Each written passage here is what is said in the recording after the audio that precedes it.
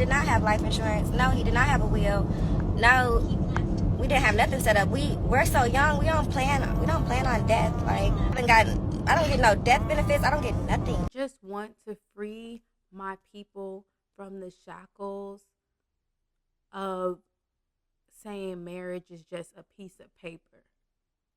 Go and free my people. Baby, spend it, baby, on me. Spend it, baby, spend it. Prada and on me. Spend it all on me. Spend it, baby, spend it. Shopping spree, Chanel, please. Freedom. Welcome back to my channel. It's your girl Codenamechanel, and I'm back, but clearly I'm back with literal facts, right? Because, like, I just really want to free our people from the shackles of marriage is just a piece of paper. I want to free our people from the shackles. Not everybody wants to be married. Now, I know I can't do it. I know I don't have the strength. I know I don't have the patience. But we got to talk about it. Okay, so you guys seen that video. And RIP to PB and Rock. I mean, it's just a really sad situation. I want to address something that I noticed that goes around a lot. When people pass away or when something happens, everybody is like, a lot of times people are like, you know, we didn't have life insurance. We were young. We weren't married. We were young. I think that, to me, and it's just to me, I think that we have to become educated on certain things in our community so that that won't be an excuse. And it's not just our community, just in general with people, you know, when you're younger. But to me, being 23, 22, I don't know how old they are, 24, 25, 26, 27, 28, 29. I think he was like 30, right? Like, it's not an excuse because you guys are grown enough to go buy jewelry. You guys are grown enough to go rock these chains. Y'all are grown enough to do. So I feel like that's not an excuse to why you are not married to this person or why you guys don't have life insurance. Like, literally, and I'm not here to judge anybody. So if this comes off super judgmental, I apologize. But I'm just speaking from like experience. Like, I was the same way. I was like, oh my God, I don't want to talk about life insurance and stuff like that. But things need to be talked about, you know? And my life insurance, I think it's like $20. I think it's like $25 a month. I think it's like $25 a month. And my boyfriend, I'm on two of his life insurance policies. And I think his life insurance together, one is included with his job. It was a difficult conversation to have, trust me. But it's a conversation that needs to be had because he wants to make sure that I'm taken care of if something happens to him, you know? And you guys, this is not my husband. This is my boyfriend. And he has me on there as his beneficiary. The company has to have your written signature to take you off. So that he cannot remove me off his insurance without my permission. He's so funny because I have a marriage-minded group chat. Sorry to be off the subject, but I have a marriage-minded group chat where we talk about things like that. And I just had a conversation with everyone. And the majority, if not every single woman in that chat, is on their boyfriend's life insurance. And one of the women in the chat, her name is Kay. She actually is the one that put me on to the beneficiary where, you know, if you're on somebody's life insurance, they can remove you or update it at any time. Sometimes they forget, praise the Lord. But if they don't forget, then you can stay on there. They can't remove you without your permission. you, on the life insurance policy, you have normal beneficiaries, and then you have what's called irrevocable beneficiaries. And irrevocable just means that once he adds you to the policy, he or she, once they add you to the policy, it's really not an excuse to me. Like, oh, we're young, we don't know. Like, you guys, you have to think about the future. And I talk about this all the time. I hear people from different cultures talking about 30 years, talking about generations, what they see their generations doing. And the fact that you can't talk about what's going to happen after you, we got to grow up and we got to talk about that, because that goes back to marriage is a piece of paper, or, you know, that confuses me because a degree is a piece of paper, and some of y'all make it y'all whole personality trait. So it confuses me. I know, pardon me if I get confused when you guys say a marriage is a piece of paper. When you guys hold degrees to a certain value and it's literally just a piece of paper. And some of y'all walking around saying y'all got degrees and don't have them. We seen you. We seen them nurses what they was doing.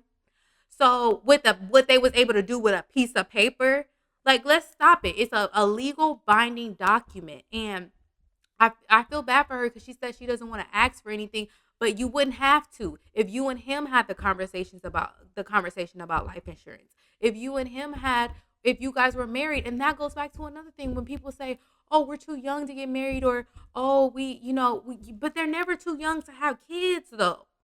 I'm nodding like I understand, but I'm not so sure I do. Me, even, and I know this is gonna sound but if you follow my channel, you already know how I feel about sex. I know this is gonna sound like I'm some type of prune or whatever, or just I'm dramatic, but sex is dangerous. Sex is dangerous. Having a childbirth is dangerous. Why nobody want to talk about that? Sorry, I'm a little oily. Why don't want to talk about the dangers of that? Wow, y'all too young. Those are dangerous activities that people are participating in. That could be fun, right? Those are activities that y'all participate in. I feel like when people say things like, we're too young to get married and we don't know what we want, but y'all know that y'all want to have a kid. And I feel like a kid is more permanent. Women don't want to admit to themselves that you don't want to set the boundaries and set the standard of marriage because you know that he's never going to give you that. And a lot of men don't want to admit that they feel like having a child is easier because they don't actually have to do the work. In marriage, here you are, you would have to do the work. I seen this video and it was kind of like a joke or whatever. This young lady in this video was actually explaining how, she was probably like 22 or something like that. She was explaining like how all of her friends from high school are married, and she went to a majority like white high school and everybody's married or whatever. And people were commenting being so negative. Clearly she made it on the wrong side of TikTok, but they were commenting and they were saying things like, "Oh yeah, but they're married and they're miserable. Oh yeah, but they're married and they're stuck, or they're married and they're unhappy." That part always cracks me up because what is the flip side to that? Being single and not having kids and not being married. That could be it. But it's never that. It's really women deciding to have children with men unwed to them. It's really women deciding to give birth and have multiple kids with somebody who will not even sign a legal bonding document saying that, hey, if this doesn't work out, you get this. Or if this doesn't work out, or even to have you in the same household as your child, and have the same last name. Don't even want to give you that. But so we're supposed to believe that all these women that got married, every single one of them is miserable. And somehow on the flip side, every woman that has a kid, who has a kid with a man and they're not married to, they just live this happy life. It's just a piece of paper. Why would that change anything? If y'all already living happy, why would that change everything? And the thing is, this is going to sound really mean, but y'all so damn stupid that sometimes the government has to tell y'all, "Oh, you've been with this motherfucker for 10, 15 years and he didn't marry you? Okay, so we're going to call it common law marriage. We're going to give it a name. We're going to call it common law marriage because ain't no way you're this fucking dumb to be with somebody and not get any legal bonding documents. So what we're going to say is, we want to help you out." They're not laughing with you, sister. They're laughing at you. Because clearly you don't understand the benefits of the marriage. So we are going to give you something. You're that dumb. And it's sad. It's sad because people don't see it that way. When someone is marrying you, they are agreeing to, by law, certain things. And I don't understand why y'all not understanding that. When if your boyfriend is in the hospital and he has other family, and and his mom is there and his mom don't like you, his mom can say, "Oh, we don't want her in the room." You're not nobody in the eyes of the law. And the fact that the government has to say, "Hey, you've been with him for 9 years in this house. This is a common law marriage." It's embarrassing, actually. And what makes it even worse is I even had a man, quick little story time, tell me, because I've been proposed to several times before, and then one time ended up being a marriage, and he was like, you must be somebody special to have somebody, propose to you. And he had like 3 kids. And I was like, well, you're the mother of your children must be very special if you chose to, have kids with her. And he was like, yeah, you could say that. But I don't think, and I'm not saying this, and I'm just saying this in this situation.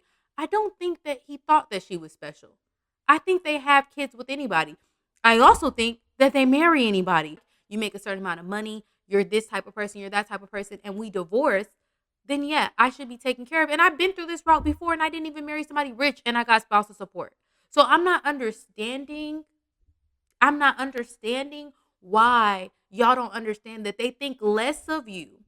They think less of you if they have a kid with you and don't 3 kids. And he was telling me that, yeah, I guess you could say she was special. I would think. I would think she is. And a lot of men think like that, and it's scary. It's not even about marriage. It's just a piece of paper and that you don't want to get married, because I think it's more so about you feel like you can't. You feel like he won't, and he won't. The best thing you can do is get some legal documentation written up. And I kid y'all not. And I can get my man on the phone right now to tell you.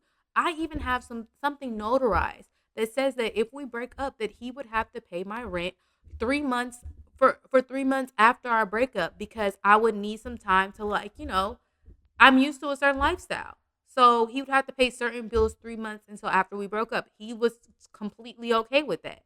No, and listen, I know that's not everybody's situation, and I've come a long way with learning how to set myself up in situations and making sure that I'm with somebody that cares about what happens to me afterwards. Because someone who genuinely cares about you, whether I know when somebody is sick and it happens so fast, and or he got shot and it happens so fast. This is why you have those conversations when you're laying in the bed and you're talking, because people say this all the time. And that's why when women ask me, like, or when women comment and be like, oh, well, marriage is not the solution, these men are broke, or marriage is not the solution, I'd rather just be by myself. Listen, if you're just gonna be by yourself all the time and not give your body to nobody after Roe versus Wade was overturned and everything, cool, then you don't need to be listening to this. But if you are out here sleeping with somebody, talking to somebody, entertaining somebody, then yes, this person needs to make sure that afterwards you are taken care of if they claim that they care about you, especially if you're giving your body to them. And again, you guys, this standard that I set didn't happen last night. It was something that gradually happened, but you don't have to fight when the this piece of paper says this is what you get. Even PNB's rocks her situation, his girlfriend or his baby mother, like, to know that now she's talking about, oh, well, I don't ask for nothing and I don't want anything, and that's my problem now. You and your child deserve something, especially you were there when he got killed. You deserve something. And the family probably don't give a fuck. If his name was on that lease, she can't even go into that apartment. She can't even go in the apartment. All his jewelry, all his clothes, everything, nothing belongs to her. Nothing. And that's the sad part about it too. And that's just conversations we're going to have. And we're young and nobody wants to have these conversations. People get older and don't want to have these conversations because you never thought that you'd be having these conversations. But I think that, just get some stuff set into play, and just a little bit more on,